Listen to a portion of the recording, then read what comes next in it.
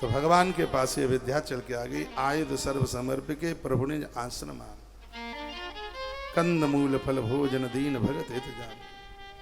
बाबा जियों के आश्रम पर तो क्या है, फल फूल रखे हुए थे। ऐसे बहुत फूल हैं जो खाने में बड़ा फायदा करते हैं। गुलाब का फूल खाने में फायदा करता है, अरहर का फूल खाने में बहुत फायदा करता है। गुलाब के फूल से तो एक चीज बनती है जिसका नाम है गुलकंद। सुना है गुलकंद? पान में लगाया जाता है गुलकंदा, पान में मिठासता बढ़ जाती। गुलकंद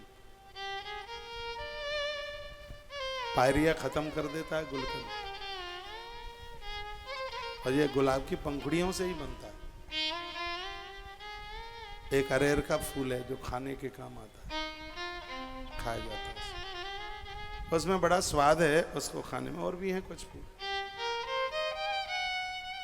तो कंद मूल फल भगवान को धरती का गड़ा हुआ, बेल से उतरा हुआ, पेड़ पर लगा हुआ ऐसे फल फूल खाने को मिले। रात निकल गई थी, भोर हो गया। प्रात कहाँ मुनि सन रघुराई, निरवे यज्ञ करऊं तुम जान। प्रातः हुआ, राम जी नहा धो के तैयार हो गए, तिलक लगाए, अपना संध्या बंदन गीता गायत्री सब भगवान ने उसका ध्यान सब किया। गुरुदेव को कहा कि आप निर्भय होकर के यज्ञ कीजिए। तो होम करन लागे मुनि झारी, आप रहे मख की रखवारी। गुरु जी यज्ञ कर रहे हैं, मेरे प्रभु श्री राम जी उस यज्ञ की रक्षा के लिए खड़े हुए। इतने में निशाचरों की टोली आ गई। सुने मारीच निशाचर क्रोही, ले सहाय धावा मुनि द्रोही। अपने साथ में बहुत राक्षसों को लेता हुआ मारीच और महात्मा के ऊपर धावा बोलने के लिए जैसे ही मारीच आगे बढ़ा तो मेरे प्रभु श्री राम जी ने बाण चढ़ाया और प्रत्यंचा कान तक खींची और बाण छोड़ दिया। बिना फड़ वाला बाण राम जी ने मारा।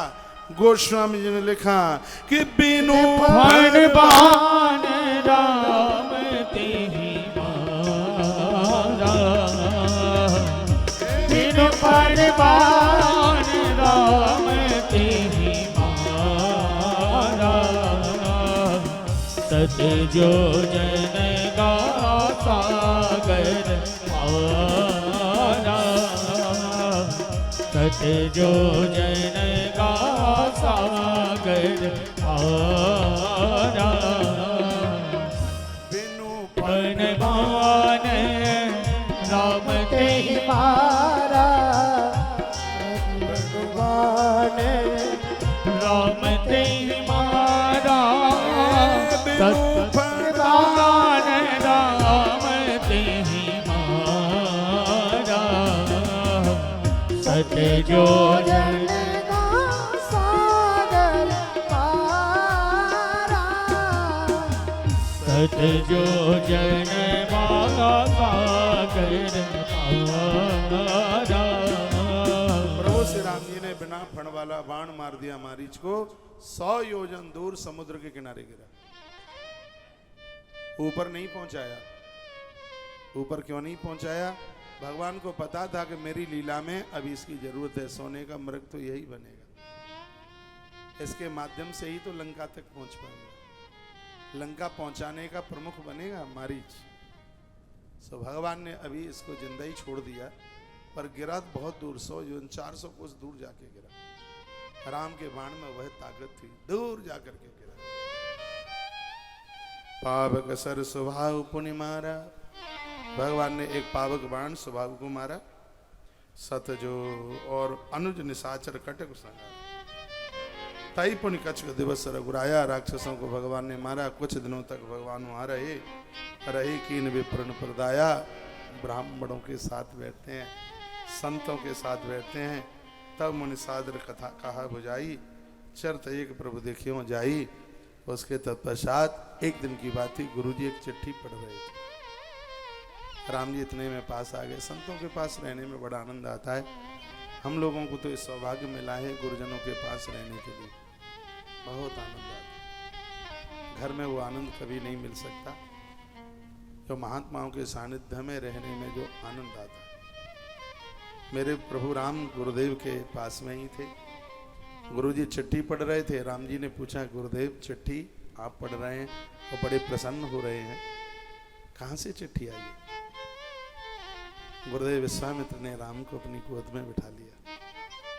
कहा, बेटा क्या बताएं, मिथिला के एक राजा हैं और बहुत अच्छे हैं, तपस्वी है, साधक हैं, ब्रह्म ज्ञानी है। ईश्वर ने उनके ऊपर इतनी बड़ी कृपा की है, महादेव की कृपा से उन्हें एक ऐसी बेटी मिली है, ऐसी बेटी 3 लोक 14 भुवनों में है नहीं। उसी का स्वयंवर होने के लिए जा रहा है। जगह जगह पाती पत्रिकाएं पहुंची हैं, उनमें से देखो एक पत्रिका मेरे पास भी आई। वहां धनुष यज्ञ होने को जा रहा है।